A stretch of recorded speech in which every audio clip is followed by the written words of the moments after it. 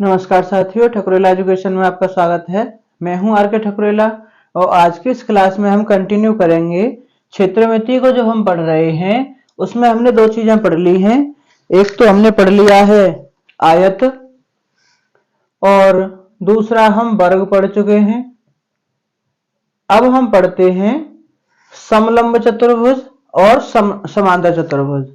पहले हम चित्र के माध्यम से समझेंगे कि समलंब चतुर्भुज क्या होता है और समचतुर्भुज क्या होता है। देखो, समलंब चतुर्भुज में एक ही कंडीशन होती है कि इसकी दो भुजाएं समांतर होती हैं। दो भुजाएं समांतर हों, बाकी दो भुजाएं आप कैसे भी बना देंगे, वो त्रिभुज क्या कहलाएगा? समलंब चतुर्भुज। इन भुजाओं को आप यहां से ऐसे बना सकते हैं, चाहे तो ऐसे बना सकते हैं, चाहे तो आप ऐसे बना सकते हैं, चाहे तो आप ऐसे बना सकते हैं। लेकिन इसमें एक कंडीशन होनी चाहिए कि दो भुजाएं कैसी होनी चाहिए? समांतर होनी चाहिए। अगर दो भुजाएं समांतर हैं तो ये सारे टाइप कैसे कहलाएंगे? समलंब चतुर्भुज। यानी ये भुजा इसके समांतर है, ये भुजा इसके समांतर है, ये भुजा इसके समांतर है, ये भुजा इसके समांतर है। अब कोई कहे कि ये ऊपर नीचे वाली भुजा ही समांतर हो सकती हैं, तो आप इसे ऐसे भी तो बना सकते हो। ऐसे ये इसके समांतर है, यहां से ऐसे कर दिया ऐसे, और यहां से ऐसे कर दिया, तो क्या ये समलंब चतुर्भुज नहीं है? ये भी समलंब चतुर्भुज है। ठीक है, आपको बेसिक समझना है कि इसमें क्या करना है कि दो भुजाएं समांतर हैं, और जो आपसे पूछा जाता है वो इसके क्षेत्रफल संबंधी सूत्र ही पूछा जाता है। क्या होता है समलंब चतुर्भुज का क्षेत्रफल?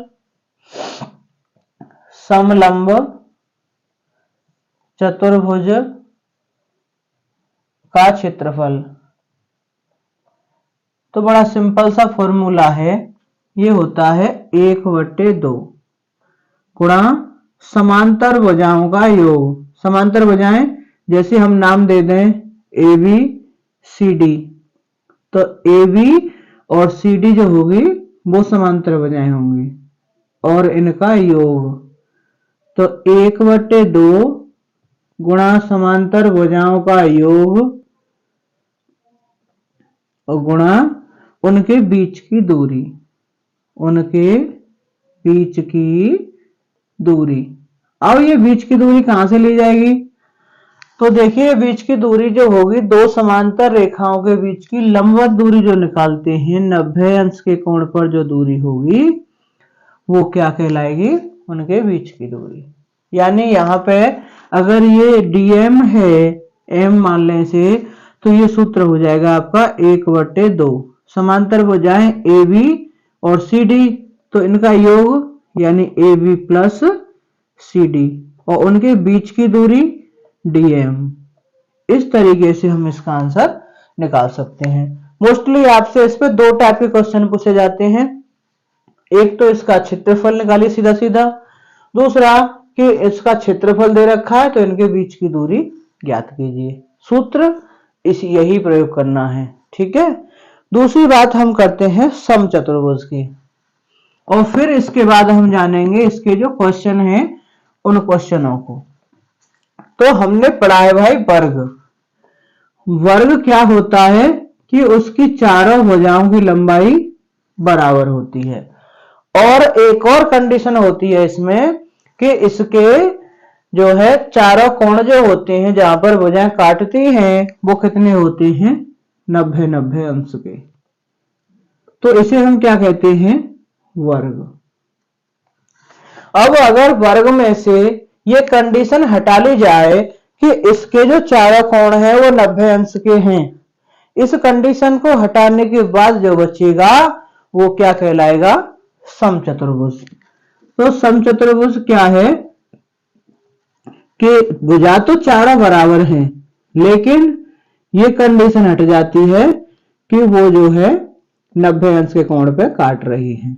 जैसे ये भुजा की लंबाई 4 है, तो ये भी 4, ये भी 4 और ये भी 4, चार चार चार चारों, लेकिन इनका जो है 90 अंश के कोण वाला कोई भी यहाँ पे कॉन्सेप्ट नहीं है। इसके जो सूत्र होते हैं वो इसका क्षेत्रफल होता है। समचतुर्भुज का क्षेत्रफल जो फॉर्मूला होता है, देखो ये विकर्ण होते हैं, अगर यहां से लें तो ए बी सी और डी, तो इसमें दो विकर्ण हैं, एक तो ए सी और एक ये बी डी। तो समचतुर्भुज का क्षेत्रफल जो होगा, समचतुर्भुज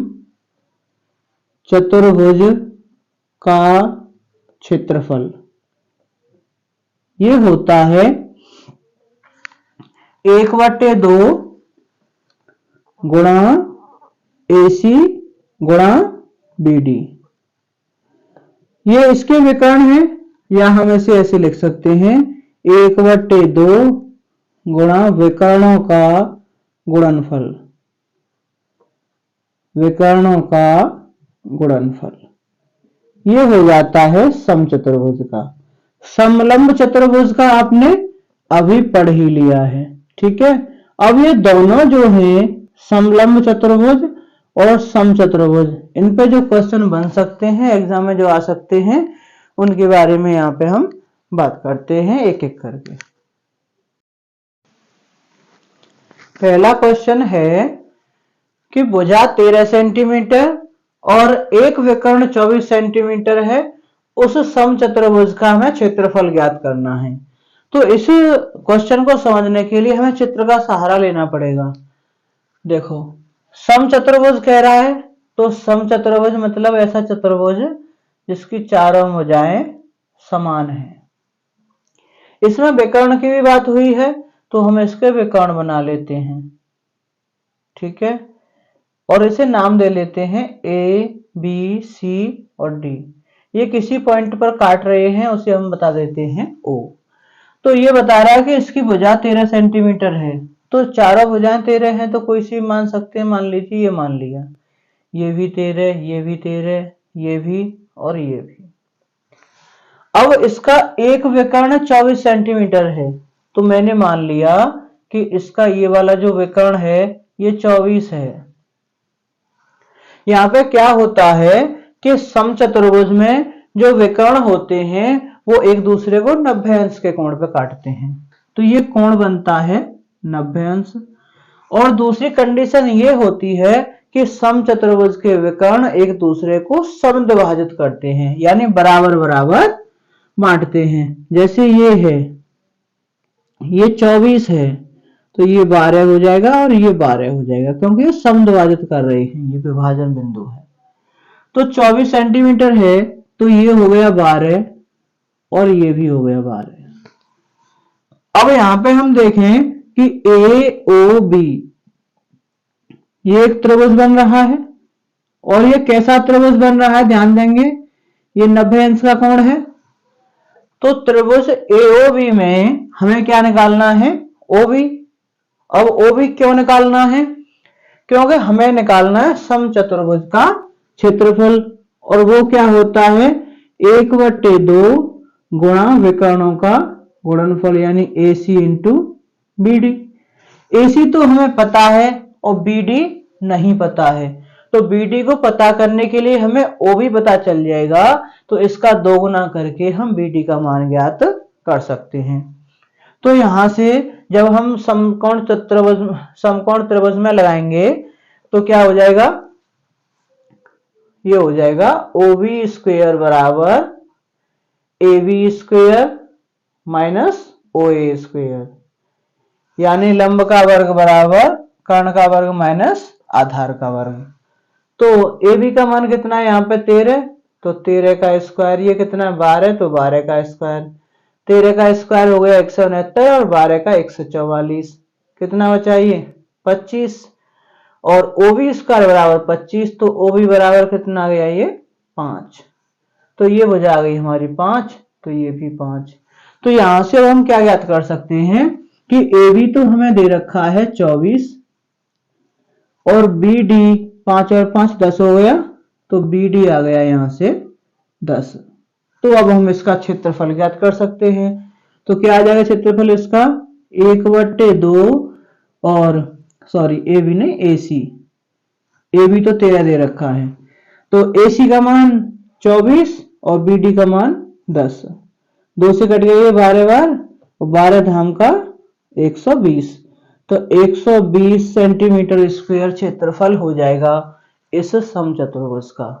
कोई सा भी सवाल हो समचतुर्भुज का हल ऐसे ही करना है, किसी में विकर्ण पता नहीं हुआ तो विकर्ण पूछेगा और किसी में क्षेत्रफल आपसे पूछ लिया जाएगा। अगले क्वेश्चन की बात करते हैं कि एक समलंब चतुर्भुज है, उसका क्षेत्रफल 9 से 15 सेंटीमीटर स्क्वायर है और उसकी समांतर भुजाओं के मध्य की जो लंबवत दूरी है वो 15 सेंटीमीटर है। एक समांतर भुजा 72 है, तो दूसरी भुजा बताओ। इसमें क्या क्या दे रखा है और क्या क्या निकालना है चित्र के माध्यम से समझते हैं। एक समलंब चतुर्भुज है, उसका क्षेत्रफल दे रखा है 915, क्षेत्रफल है 915, भुजाओं के मध्य की लंबवत दूरी है 15, यानी यहां से यहां तक जो लंबवत दूरी है वो 15 है। एक समांतर भुजा 72 है, मैंने मान ली कि ये 72 है, तो दूसरी भुजा बताइए, यानी इसकी माप बतानी है। अब इसमें हमें फॉर्मूला पता है कि समलंब चतुर्भुज का क्षेत्रफल जो होता है वो क्या होता है, हमने अभी ज्ञात किया है। समलंब चतुर्भुज का क्षेत्रफल ये होता है 1/2 गुणा समांतर भुजाओं का योग, समांतर भुजाओं का योग और गुणा में उनके बीच की दूरी। अब यहाँ पे हमें जो निकालना है, जो दिया है वो सब इसी क्वेश्चन में पुट हो जाएगा, इसी से आंसर आएगा। देखो क्षेत्रफल 9 से 15 दे रखा है, तो क्षेत्रफल दिया पे लगाएंगे 9 से 15, 1/2 समांतर भुजाओं का योग निकलना है। एक भुजा पता है हमें 72, दूसरी मान ली हमने x है ये भुजा, क्योंकि योग करना है तो कुछ तो लिखना पड़ेगा। उनके बीच की दूरी कितनी है 15। यहां से जब हम इसे सॉल्व करेंगे तो ये क्या हो जाएगा, यहां पे कर दे रहा हूं मैं।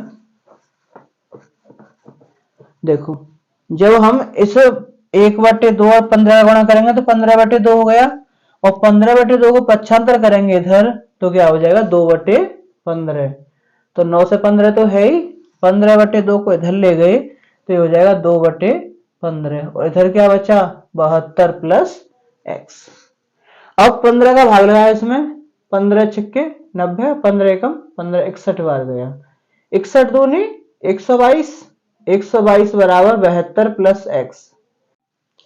तो यहां से x की वैल्यू हो जाएगी 122 माइनस 72, यानी x बराबर हो गया 50। यानी जो दूसरी भुजा है, समांतर भुजाओं में से तो 72 दे रखी है, दूसरी भुजा जो है उसकी दूरी हो जाती है 50 सेंटीमीटर। इस तरीके से आप कर सकते हैं, चाहे तो समांतर भुजाओं में से कोई भुजा पूछी जाए या उसका क्षेत्रफल पूछा जाए या उनके बीच की दूरी पूछी जाए। अगले क्वेश्चन को देखते हैं। अगला क्वेश्चन है, थोड़ा सा डिफरेंस है पहले से, कि इसमें दे रखा है समचतुर्भुज की भुजा दे रखी है 20 सेंटीमीटर, उसका विकर्ण दे रखा है 24 सेंटीमीटर और दूसरा विकर्ण बताना है। यहाँ पे इस बार क्षेत्रफल ज्ञात नहीं करना, हमें क्या करना है कि उसका दूसरा विकर्ण बताना है। तो कैसे बता सकते हैं कि समचतुर्भुज जो है इसके दोनों जो विकर्ण होते हैं, कॉन्सेप्ट वही है कि 90 अंश के कोण पर काटते हैं और एक दूसरे को समद्विभाजित करते हैं, यानी कि ये वाला भाग इसके बराबर होगा और ये वाला भाग इसके बराबर होगा। ये मतलब होता है समद्विभाजित का। तो यहाँ पे इसकी एक भुजा 20 दे रखी है, तो ये मान ली मैंने 20, इसका एक विकर्ण 24 है, तो मैंने मान लिया कि ABCD है ये, तो इसका AC 24 है, ये 24, तो 12 हो जाएगा दोनों। अब ये 20 है, ये 12 है, तो तीसरी भुजा हम ज्ञात कर सकते हैं किससे, समकोण त्रिभुज से, पाइथागोरस प्रमेय से। तो क्या हो जाएगा यहाँ पे, अगर इसे हम O माने तो OB स्क्वायर बराबर हो जाएगा 20 का स्क्वायर माइनस 12 का स्क्वायर। 20 का स्क्वायर होता है 400 और 12 का 144। तो ये कितना बचेगा, 400 में से 144 गया तो 266। ठीक है। और ओबी का मान निकालना है तो क्या करेंगे, इसका वर्गमूल निकालेंगे। तो हम इसका निकालते हैं वर्गमूल। 400 में से 144, 10 में से 4 गए, हाँ ये 5, 256 आएगा। तो ओबी स्क्वायर बराबर 256। तो ओबी बराबर कितना आ जाएगा, कितने का वर्ग होता है 256, 16 का। तो ओबी बराबर आ गया 16, यानी ये वजह आ गई 16। अब ये 16 है तो ये भी 16 होगा। तो बीडी कितना हो गया, 32। तो इस हिसाब से हमारा जो दूसरा विकर्ण है वो कितना हो जाएगा, 32, और यही हो जाएगा हमारा आंसर। ठीक है। अगले क्वेश्चन की बात करते हैं। समचतुर्भुज का परिमाप दे रखा है, इस बार 20 सेंटीमीटर। एक विकर्ण दे रखा है, क्षेत्रफल बताना है। तो समचतुर्भुज का जो परिमाप होगा, समचतुर्भुज है, समचतुर्भुज मतलब चारों भुजाएं समान हैं और हमें निकालना है इसका परिमाप। तो परिमाप जो होगा वो चारों भुजाएं समान है, तो मान ली ए। तो कितना होगा परिमाप इसका, 4a।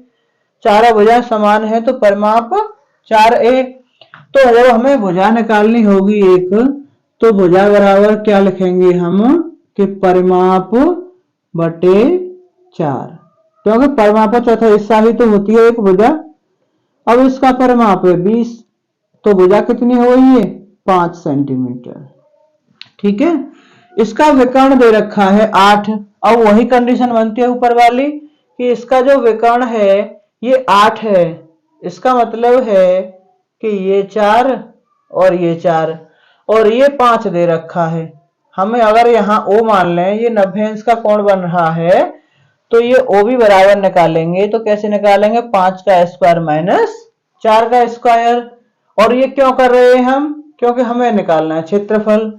क्षेत्रफल के लिए क्यों निकालना है, क्योंकि क्षेत्रफल जो होता है समचतुर्भुज का वो क्या होता है, दोनों विकर्णों के गुणनफल का आधा ही तो होता है।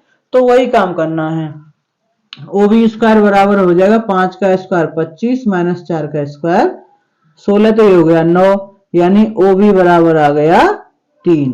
तो जब ये 3 है तो ये भी 3 होगा। इसका मतलब बीडी कितना हो गया, बीडी हो गया 6। तो एसी तो यहां से हमें दे रखा है पहले से 8 और बीडी हो गया यहां से 6। तो हम यहाँ पे क्या निकाल सकते हैं, क्षेत्रफल। क्षेत्रफल बराबर क्या होगा, 1/2 गुणा एसी गुणा बीडी। तो ये हो जाएगा 1/2 गुणा 8 गुणा 6, 2 चौके 8, यानी ये हो जाएगा 24 सेंटीमीटर। और यही हो जाता है इसका क्षेत्रफल। हम बात करते हैं अब अगले क्वेश्चन की।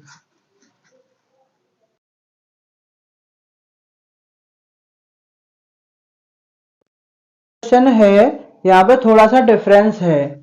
क्या है कि यहाँ पे जो इस बार समलंब चतुर्भुज दे रखा है उसकी दो भुजाएं समांतर तो है ही, लेकिन जो भुजाएं समांतर नहीं है उनकी लंबाई समान है।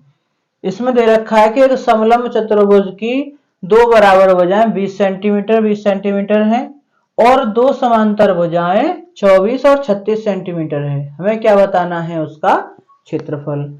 तो समलंब चतुर्भुज इस टाइप का कैसे बनेगा, ये ऐसे करके यहाँ पे अब इसकी जो दो भुजाएं समांतर हैं, एक तो ये एक ये, इनकी लंबाई 24 और 36, यानी ये तो हो गई 24 और ये हो गई 36। और इसकी जो दो बराबर भुजाएं हैं उनकी दूरी लंबाई है ये 20 और ये भी 20। अब हमें क्या बताना है, कि हमें बताना है इस चतुर्भुज का क्षेत्रफल, यानी समलंब चतुर्भुज का क्षेत्रफल। तो देख लेते हैं इसे एक बार। अब यहां पर हमें इसका क्षेत्रफल निकालना है, लेकिन क्षेत्रफल निकालने के लिए हमें क्या क्या पता होना चाहिए, कि इसका जो क्षेत्रफल होता है वो होता है 1/2 गुणा समांतर भुजाओं का योग, समांतर भुजाओं का योग गुणा उनके बीच की दूरी, उनके बीच की दूरी। अब यहां पे ध्यान देने वाली बात है कि बीच की दूरी पता नहीं है, तो इसे कैसे ज्ञात करेंगे। इसके लिए हम क्या करते हैं कि यहां से इसे लंब डालते हैं और यहां से लंब डालते हैं ये। तो अब इसमें हम देखें कि पूरा है ये 36, पूरा 36 है, तो यहाँ पे ये जब हम यहां से लंब डाला ये 24, ये 24, तो ये भी बचा 24। ठीक है, अब ये 24 है, तो 36 में से 24 घटाने के बाद कितना बचा, ये बचा आपका 12। जब ये 12 है तो ये आधा आधा इधर उधर हो जाएगा, यानी ये 6 और ये भी 6। ठीक है, अब हमें ये हाइट निकालनी है यहां से लेके यहां तक की। तो जब हम लंब डाल रहे हैं तो समकोण त्रिभुज बनेगा ये। तो समकोण त्रिभुज में ये जो इसकी दूरी होगी दोनों भुजाओं के बीच की दूरी, अगर इसे ABCD नाम दे लें इस तरीके से, तो ये क्या हो जाएगी DM। तो DM बराबर क्या होगा, ये हो जाएगा आपका 20 का स्क्वायर माइनस 6 का स्क्वायर। तो 20 का स्क्वायर कितना होगा 400 और 6 का स्क्वायर 36। घटा देंगे, 10 में से 6 गए 4 बचे, 9 में से 3 गए 6 बचे और ये 3, तो ये हो जाएगा 364। तो ये जब 364 है DM स्क्वायर बराबर, तो DM बराबर होगा √364। और हमें क्षेत्रफल निकालना है। तो क्षेत्रफल कैसे निकालेंगे इसका कि 1/2 गुणा समांतर भुजाओं का योग कितना है 24 प्लस 36 और उनके बीच की दूरी। तो बीच की दूरी कितनी है, ये जो है √364। चाहे तो √364 को सॉल्व कर सकते हैं इसके गुणनखंड करके। 2 एकम 2, 2 अट्ठे 16, 2 दूनी 4, 2 निम्मा 18 और 2 एकम 2 और ये 7 13 बार और 13 एकम 13, तो ये हो जाएगा 4√91। तो ऐसे हम लिख सकते हैं 1/2 और 24 प्लस 36 कितना हुआ ये 60 और ये हो गया 4√91। 2 से ये कट गया 30 बार और 30 चौका 120, यानी ये हो गया 120√91। ठीक है, ये हो जाता है इसका क्षेत्रफल। वैसे आपको जो क्वेश्चन आता है वो पूरा पूरा वर्गमूल आ जाएगा उसका, वो इसी तरीके से आता है। क्योंकि यहाँ पे जो दोनों भुजाएं हैं लिखने में थोड़ी सी मिस्टेक हो गई, ये 24 और 48 हैं। मैंने बदलाव इसलिए नहीं किया कि आप अपने हिसाब से बदलाव कर सकते हैं, इससे करके दिखाओ, तो मैंने इसलिए जो भुजाएं लिख गई हैं उसी से मैंने इस क्वेश्चन को आपको करके बताया है। और मुझे ये उम्मीद है कि आपकी समझ में ये कॉन्सेप्ट अच्छे से आ गया होगा। वीडियो पूरा देखने के लिए बहुत बहुत धन्यवाद।